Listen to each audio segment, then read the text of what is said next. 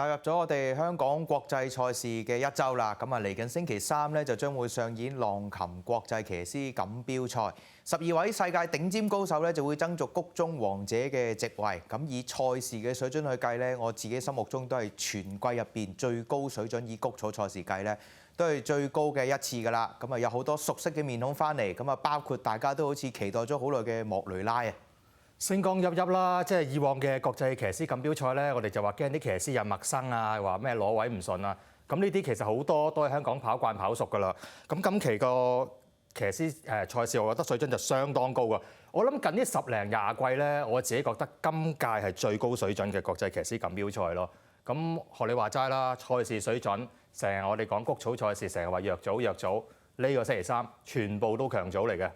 冇錯啦，9場賽事草地用 A 跑道，頭場開跑早咗啲嘅6點半鐘，3天冇多寶，6寶獎有500萬，第一口孖 T 咧就40萬啊！4重彩及4連環呢個合併賽事咧喺第4、5、7、8場都各侵咗50萬落去，而呢4關咧亦都係當晚騎師王只係計呢4關嘅啫。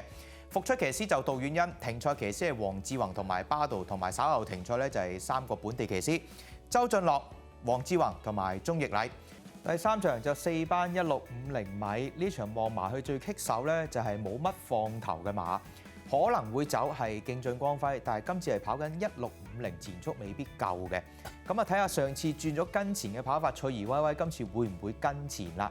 因為好多馬呢一場咧，例如追風、卓越善風咧，呢啲都係要靠快步速先追得好嘅。仲有一隻可以擺前嘅，睇下有型人今次會唔會繼續擺前呢？賺到多少步速形勢啦？都係咁樣搏㗎啦！呢場比醒唔快，有型人照計都可以擺到喺前面啩，因為佢季內咧都展示到個速度嘅。就算佢放唔出，佢都可以守住啲好位嘅。我諗今場放頭馬唔多咧，應該把握機會咧，擺喺前面自己走先啦。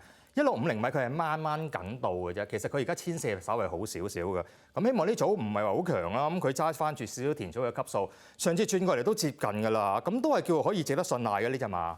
你話齋走啦，即係有型人，因為林寶精神，你睇下潘頓咧，其實佢上次都嘗試跟住啲好位嘅。當然佢有走嘅本錢，但係一條組走咧多數都唔得。咁但係上次一轉谷草，林寶精神即刻第2咧，個谷草性能唔需要懷疑。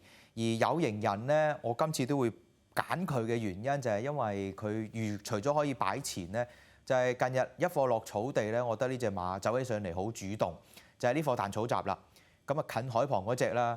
好多利哥一隻短途馬嚟嘅，但係你睇下何澤堯一出閘定住佢之後咧，佢步步領先嗰隻好多利高，嗰隻好多利高跟係跟甩咗佢，跟佢唔住啊，好主動啊！我覺得呢隻有型人，因為以往呢隻有型人喺神課咧，佢會有啲懶性嘅，尤其是喺大圈跳，但係呢課落草地咧，佢俾我感覺好爽朗，好主動，再加上今場冇步速，擺前面走啦。何澤堯今季多咗一放到尾嘅，而今場又冇乜明顯嘅放頭馬咧，我都覺得擺前佢會賺到嘅。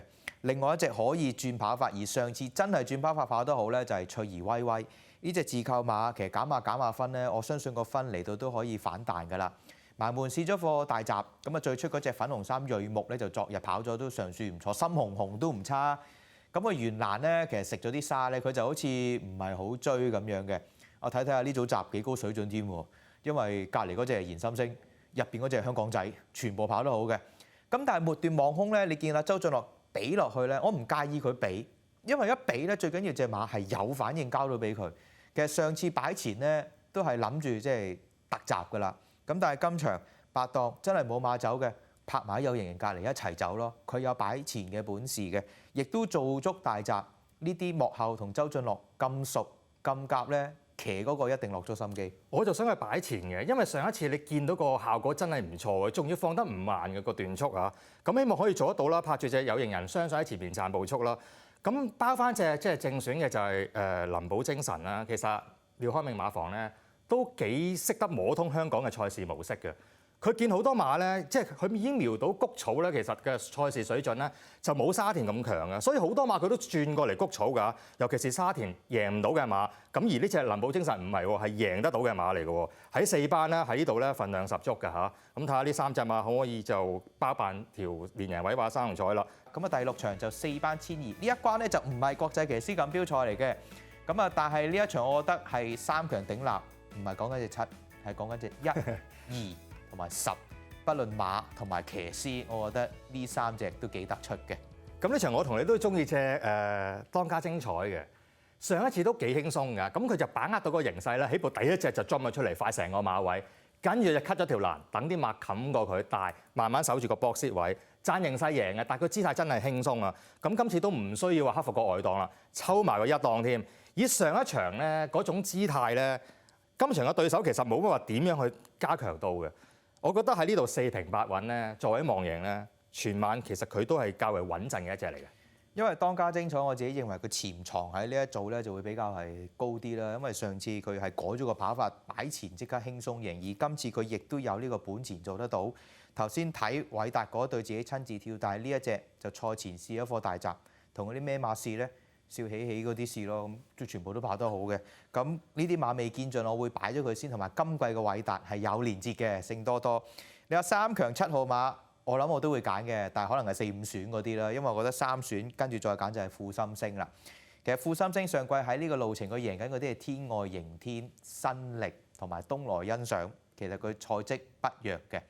埋門落草地跳喺佢前邊嗰隻就係信心星，信心星都走得好，佢咧其實做足功夫嘅，落草地都係鬆容嘅，又係冇咁急躁。因為今季呢隻馬，我覺得佢嗰個操練程序有啲似咧，就係啱啱上個禮拜嗰隻精彩進帳，兩隻都係唞到夠，做足閘上嚟。精彩進帳3課閘，佢都2課，但係今次你有個2檔，有個莫雷拉，自己放又得，但我相信佢會落於守喺嗰隻紅前道嘅附近。咁當家精彩就係咬住你一對馬。咁因為紅前道我都話啦。你前次1000直路，你問佢末段點解塞係冇意思嘅，你要問佢點解唔放啊嘛。佢上次一放翻，咪即刻自然不同咯個表現。咁但係今次你都扮到用潘頓啦，但係潘頓夾住呂建威，今季係犀利啦，差唔多7成嘅上名率嘅，即係唔係即係要求交代都唔揾到潘頓嘅，所以我覺得呢一場呢3隻突出啲。都冇得唔要啊！紅前道擺喺前面嗰啲跑法咁鬼殺食，其實上一次個批性都唔慢嘅。一路俾馬前鬥翻到嚟都可以頂到一直嗰個亞軍啊！亦都係叫做加強配搭啦。呢啲就真係正裝由董明朗換潘頓，咁都係安心嘅。我諗係當家精彩最強嘅對手咯。咁睇下呢3隻馬係咪咁簡單啦？咁其實揀咗早少少嘅場次啦，1場3就智旺財，同埋5場3雙影紅。我揀咗6、7場啊，6場2當家精彩，7場6勁沙塵。我哋都有揀到偉達旗下嘅賽區啊！再提多次，大家嚟緊星期3係國際騎師錦標賽夜頭場開跑6點半鐘，下期節目再見，拜拜。